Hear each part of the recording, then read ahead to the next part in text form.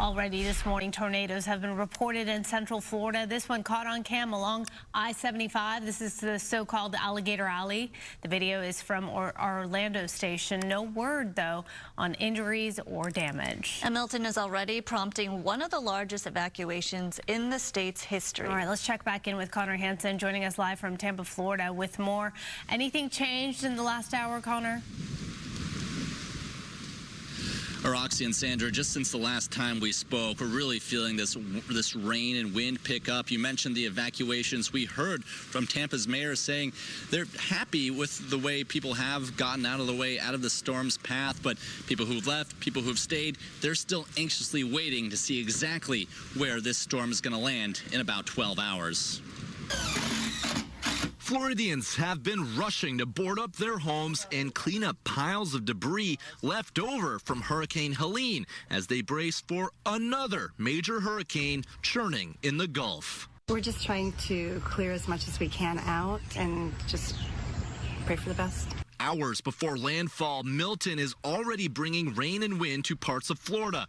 This storm is forecast to double in size and threaten a large part of the state with damaging winds, tornadoes, and flooding. We are marshaling all available resources to be able to prepare and respond to Hurricane Milton. Florida officials say this evacuation is likely the biggest the state has seen in nearly a decade. More than 200 healthcare facilities have already moved patients and residents.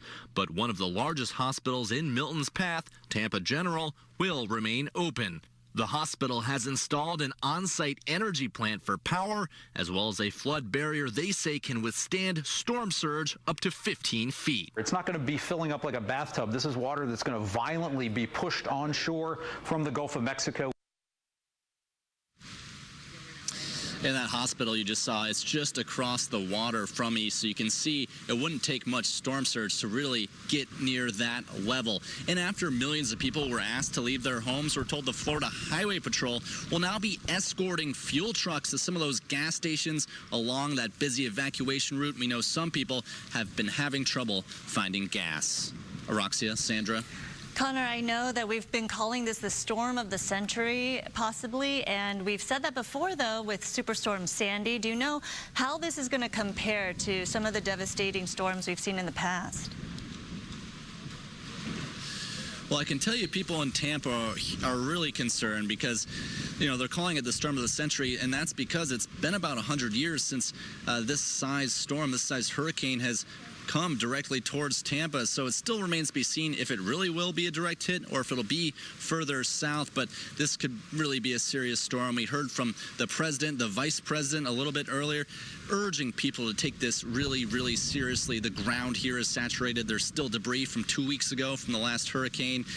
People need to really hunker down or get out of the way if you're in some of those evacuation zones. You can't really take a chance and risk it, that's for sure. All right, Connor, thank you. Appreciate the update.